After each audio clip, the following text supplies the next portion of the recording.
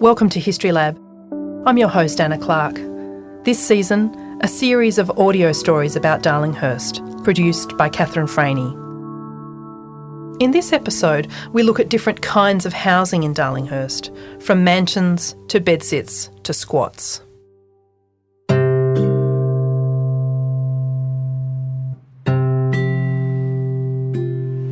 The houses were incredible because, you were squatting, but you were like living in Paris or somewhere like that. The pub had 17 rooms and there were uncles and aunties upstairs. And so it was a lovely family atmosphere. From what I remember, it was just a bunch of bachelor single men living up there. So it was a bit hideous. It's just like a single bed, maybe a table, cockroaches and mess. Stoneleigh was the most beautifully proportioned house I'd ever seen. I knocked on the door and managed to buy it. I'm Jan Cornall. I'm a singer and a writer. I came to Sydney with a cabaret show called Failing in Love Again that I did with the pianist Elizabeth Drake. This was 1980 and we were performing up at Palms Cabaret up on Oxford Street. And there I met this gorgeous young man. He invited me down to his place and he lived in the squats. So he lived in the compound, which was really famous. It was on Palmer Street. The compound was a group of buildings and terrace houses. So they'd knocked down all the fences between the backyards. So there was one big courtyard in the back. And then that fantastic Toby Zoates mural on the outside wall. Darling, it hurts. That was on the wall of the compound. Elizabeth and I decided to stay. We love Sydney so much, we just decided to stay. And then a room became available just down the road on the south side of William Street and Palmer Street. And that was a squat that I lived in. Well, that house was incredible. From the outside, it looked quite good, but you walk in the front door and it's like you're in a ruin. There's rubble and stuff. But, it was functional. You'd get your power source from the house next door and they'd get it from the house next door and so on. Where the hell the original power source came from, who knows? But it was all worked out. Somehow you had water. We didn't have a flushing toilet. We had to use a bucket to flush the toilet, but that was fine. And then my room was gorgeous. It had one blue wall, one red wall. It was just, and French doors out into a garden, views of the city at night. I had my typewriter there, a little desk, and was writing away.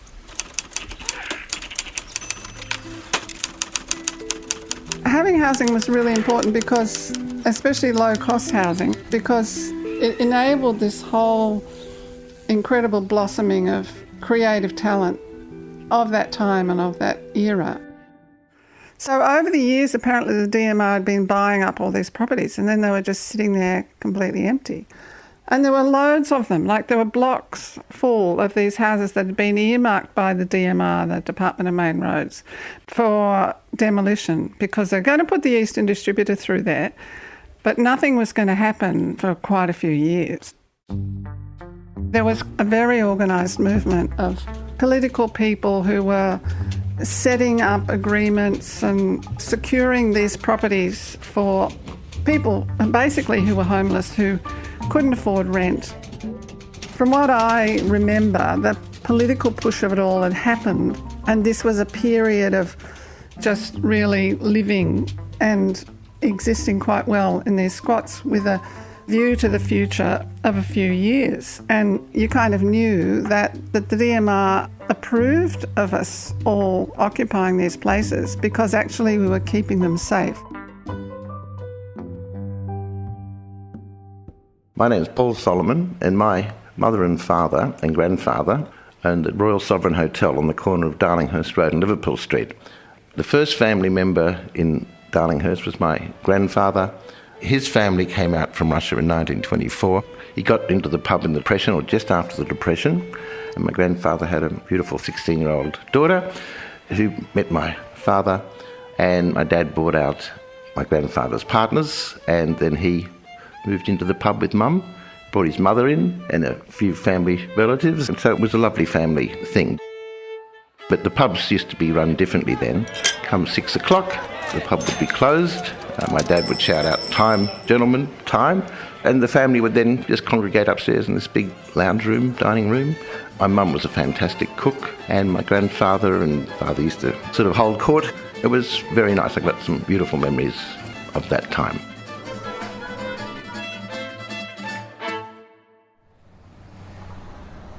I arrive in Sydney and it's love at first sight. I'm prowling around Darlinghurst looking for somewhere to lay my head, and there was the most beautifully proportioned house I'd ever seen. I'm an ancient broadcaster called Phillip Adams, and I was fortunate enough to come upon Stoneleigh when I moved from Melbourne to Sydney. Stoneleigh is a 3-storey house.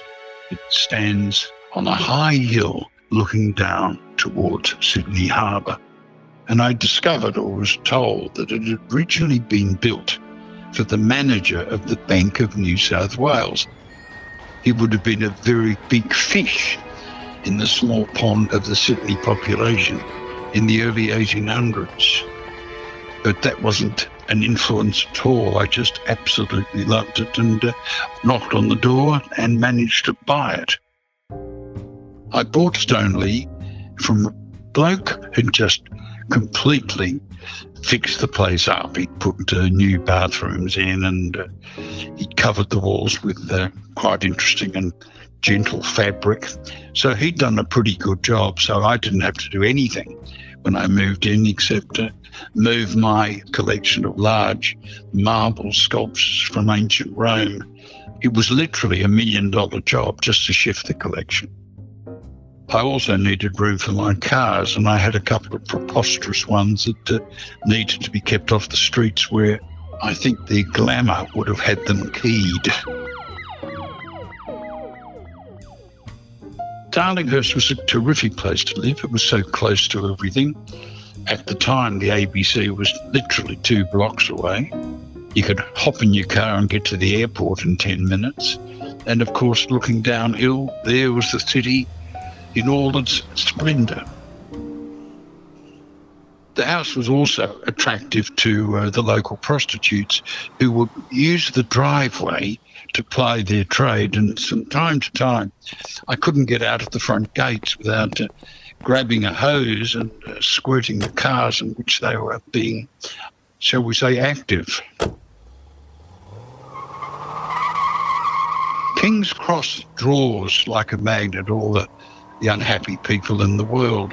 When they closed down the mental homes and just chucked the patients out into the street, they too congregated around Darlinghurst and around the Cross. I will never forget this, because one night I'm on the top floor rather concerned about a death threat. I'd been reliably informed that a bloke was wandering around Sydney trying to find me so that he could shoot me with a rather large gun.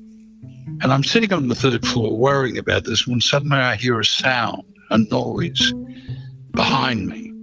And I turn to face my fate, expecting to see this bloke with his gun. Instead, I saw a rather sad, battered old chap. And he looked at me and he said, "Is this a hospital?"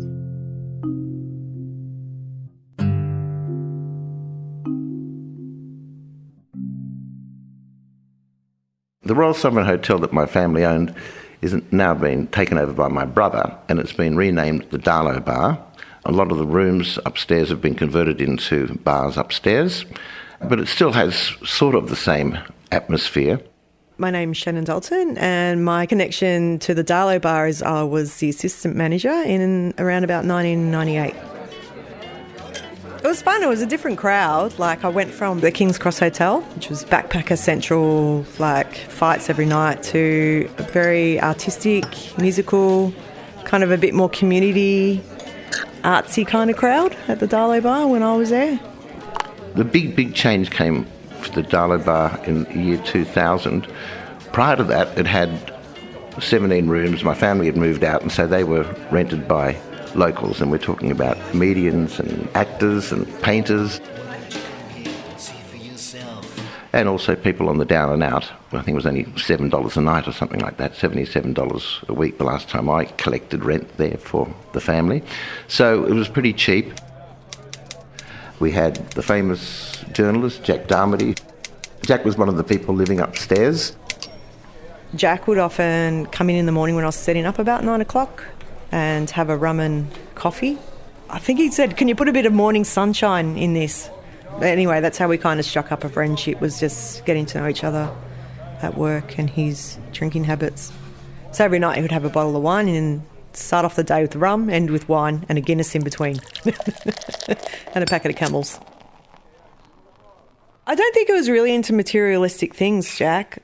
He told me he'd been married a few times, he can't remember how many, and he just couldn't be bothered fighting with his ex-wives over the money and this is mine, this is yours, so he just let them have whatever they wanted. So he ended up living above pubs, which I think also suited him. Access to the alcohol, let's be honest. And also I think having people around, like kind of soul of the earth they were a little bit back then. And I always kept an eye on him. If he didn't come downstairs, I'd go up to his room and see if he was okay.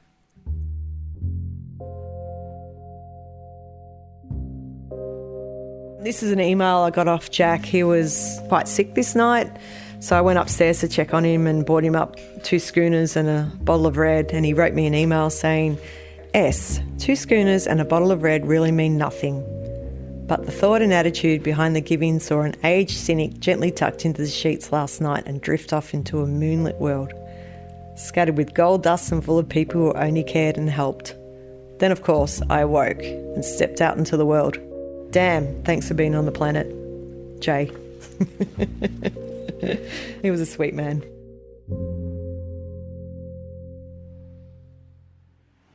Well, what happened in 2000 was the council started enforcing fire regulations, and so we went to fireproof everything, but they found that it was all had a lot of asbestos, so what was supposed to take a few months took over a year. And then when it was finished, it wasn't really the same as it used to be, and it wasn't fit for that purpose of cheap base, rent for lodges. Well, I suppose it could have been, but they thought that so much money had been spent on it that it should be now turned into a normal accommodation hotel where people book for a night, and so all the regulars did leave. Because my brother had some other places, he could put most of them up in other hotels and rooms that we could find, but essentially that did take the heart out of that really, really booming Darlinghurst community as far as I could see. I think for all those different communities of people that were living in the squats, we were transient. Like I was there probably under 2 years, and then people tended to move on. So yeah, I wasn't around by the time the bulldozers moved in and all of that. I spent about 7 or 8 very happy years at Stoneleigh, and then I sold the house. Of course, you don't really own places like this. You just live in them for a while, and then as your life ends, theirs continues.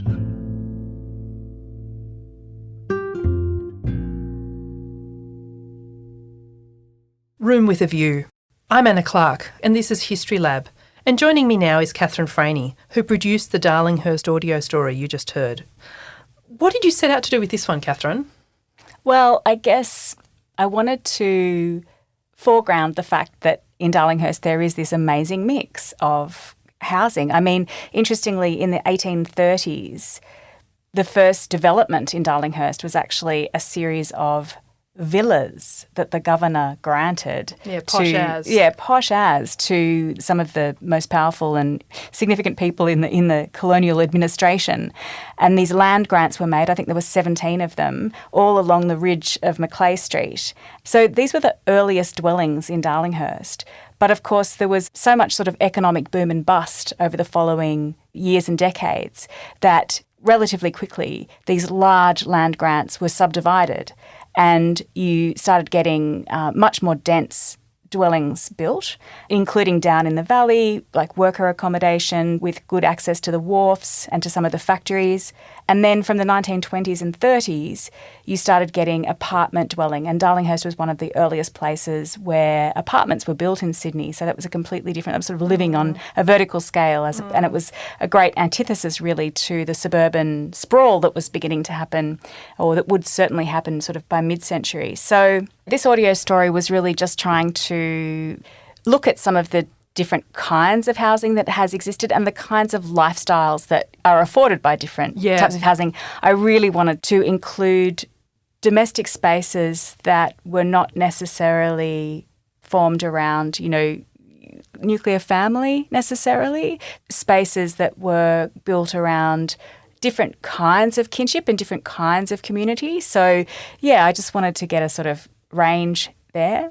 And the thing I really like about this episode is not only do you have a sense of the place of Darlinghurst, the mix of the streets and the different buildings and topography, but you have a sense of the interior lives of Darlinghurst, which perhaps we haven't heard until now, where you can go into a building and imagine, the clank of a lift in a 1920s apartment, or the grandeur of one of those old villas, or the sort of spontaneity and perhaps precarity of living in a squat in the 1970s and 80s.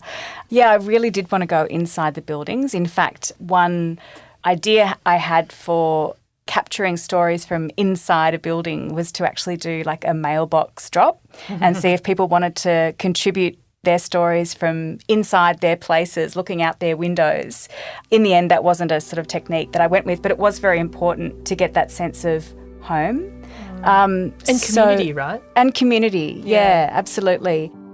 Thanks, Catherine. The full series of Listen to Darlinghurst is available in the History Lab feed via your favourite podcatcher. Listen to Darlinghurst is a production of the Australian Centre for Public History in partnership with the Paul Ramsay Foundation. The sound engineer is Judy Rapley. Music in today's story by Blue Dot Sessions, Daisy May, Mon Plaisir and the Rosen Sisters. Thanks to Britta Jorgensen and Sarah Gilbert at Impact Studios UTS. History Lab is made on the lands of the Gadigal people of the Eora Nation, whose land was never ceded. I'm Anna Clark. Bye for now.